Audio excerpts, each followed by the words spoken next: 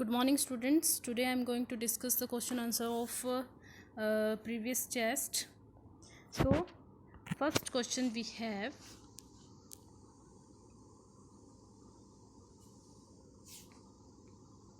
the mass A, the mass number A, atomic number Z, and number of neutron n are read as n is equal to a minus z, n is equal to a into z, n is equal to a plus z, और none of these. अब देखो जो number of neutrons होते हैं, mass number क्या होता है, that is equal to number of neutron and number of proton. So from this we can conclude that number of proton और neutron should be a minus Z. ठीक है, जो proton होते हैं that is atomic number. Atomic number जो होता है वही क्या रिप्रेजेंट करता है, नंबर ऑफ प्रोटॉन्स को. तो मास नंबर अगर a है, एटॉमिक नंबर z है और नंबर ऑफ न्यूट्रॉन्स जो हैं वो n है, तो उनमें रिलेशन क्या होगा, नंबर ऑफ न्यूट्रॉन्स हम कैसे आइडेंटिफाई करेंगे. a मास नंबर से हमने नंबर ऑफ प्रोटॉन जब माइनस करेंगे तब हमारे पास n की वैल्यू आ जाएगी. Proton, neutron and electrons are present in chlorine atom in the sequence. 17 जो है एटॉमिक नंबर होता है क्लोरीन का, इट मीन्स उसमें नंबर ऑफ प्रोटॉन भी क्या है, 17 है, नंबर ऑफ इलेक्ट्रॉन भी क्या है, 17 है, and mass number is 35. So 18 plus 17 is 35. सो कौन सा सीक्वेंस होगा, 17, 18 and 17. A9 is formed by an atom. जहाँ पे एटम जो है गेन करता है इलेक्ट्रॉन को तो उस पर नेगेटिव चार्ज आता है. एनाइन जो है नेगेटिवली चार्ज स्पीशीज होती है. सो दिस इज जब वो इलेक्ट्रॉन को गेन करेगा. Third option, atom of same element having same atomic number, same chemical properties, same number of proton. Atoms of same element में क्या होगा, आइसोटोप्स होते हैं, they have same atomic number. ठीक है, उनकी प्रॉपर्टीज भी सेम होती है केमिकल, और उनका नंबर ऑफ प्रोटॉन भी क्या होता है, सेम होता है. Which is not true about neutron. Neutron जो होता है एक न्यूट्रल स्पीशीज होती है. It is true, it is present in the nucleus. It is true, it is highly unstable. It is not true. ठीक है, it contribute to mass of atom. It is also true. So third option is correct. Next है, who gives first model of an atom.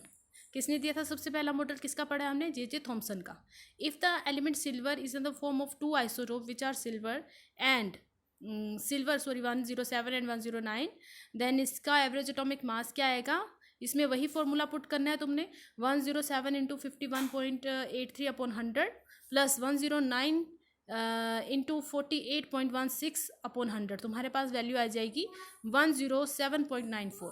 According to Rutherford, विच सब atomic particle is present nucleus. Rutherford ने जो experiment किया था, उन्होंने nucleus की discovery की थी, और उन्होंने क्या बोला था कि प्रोटॉन्स जो होते हैं वो कहाँ पे प्रेजेंट होते हैं, न्यूक्लियस में. What is percentage of two isotope of an element X which exist in two isotope, 49.94 and 50.94, और उसका एटॉमिक नंबर है 23. तो इसकी परसेंटेज क्या आएगी, सेम वैल्यू पुट करनी है तुमने. ठीक है, एक की परसेंटेज एक्स कंसीडर करनी है और एक की 100 माइनस एक्स. तुम्हारे पास वैल्यू आ जाएंगी 0.25 and 99.75. Who discovered electron and proton. Electron was discovered by J Thomson and proton was discovered by E Goldstein. Which is not observation of Rutherford model. उन्होंने कौन सी ऑब्जर्वेशन नहीं दी थी. Nucleus is present in centre, ये उनकी observation थी. The mass of atom is mainly of nucleus, ये भी उनकी ऑब्जर्वेशन थी. Electrons are revolving around the nucleus in definite shell, this was not observation of Rutherford. So third option. The alpha particles are same as proton, helium atom, helium nuclei, lithium nuclei. जो alpha particles थे वो किसके थे, डबली charge helium atom. तो डबली charge helium atom जो कैसे बनता है, बाय लूजिंग 2 इलेक्ट्रॉन्स. अब हीलियम के देखो 2 ही इलेक्ट्रॉन्स हैं, अगर वो लूज कर देगा इलेक्ट्रॉन्स को तो उसके पास सिर्फ क्या बच जाएगा, न्यूक्लियस वाला पोर्शन ही बच जाएगा. तो अल्फा पार्टिकल्स जो है वो that will be equal to helium nuclei. Next है, mass number of an atom is, mass number of an atom is equal to number of electron and number of proton, number of proton and number of neutron, number of neutron and number of electron. Mass number is equal to number of electron and number of proton. 14th है, which is an example of isobar. Isobars क्या होते हैं, atoms of different element having same mass number but different atomic number. So calcium and argon are example of isobar. When alpha particles are passed through a thin foil, most of them go straight through the foil because क्यों चले जाते हैं वो straightly पास? क्योंकि उनके बीच में क्या होता है, एम्प्टी स्पेस होता है. Which of following statement regarding cathode rays is incorrect? Cathode rays travel from cathode to anode, right. Cathode rays consist of material particle, correct. Properties of cathode rays depends upon nature of the metal present in this is incorrect. कभी भी वो metal के nature पे depend नहीं करेगी. हाँ, जो सभी कोई भी मेटल जो उन्होंने जे थॉमसन ने जब एक्सपेरिमेंट किया था, उन्होंने 2-3 मतलब इसके बाद जो उन्होंने कई मेटल्स के साथ एक्सपेरिमेंट किया था. तो सभी के साथ जो सबसे पहले उन्होंने नियॉन गैस को फिल किया था, उसके बाद जो उन्होंने बहुत सी मेटल्स को उसमें चेंज किया, बट सभी के लिए सेम रिजल्ट थे. Cathode rays are made up of electron, correct. Element with valency 1 are metal, non metal, either metal और नॉन मेटल. देखो कई मेटल्स भी ऐसी हैं जिनकी वैलेंसी 1 होती है, और नॉन मेटल्स भी होती है जिनकी वैलेंसी 1 होती है.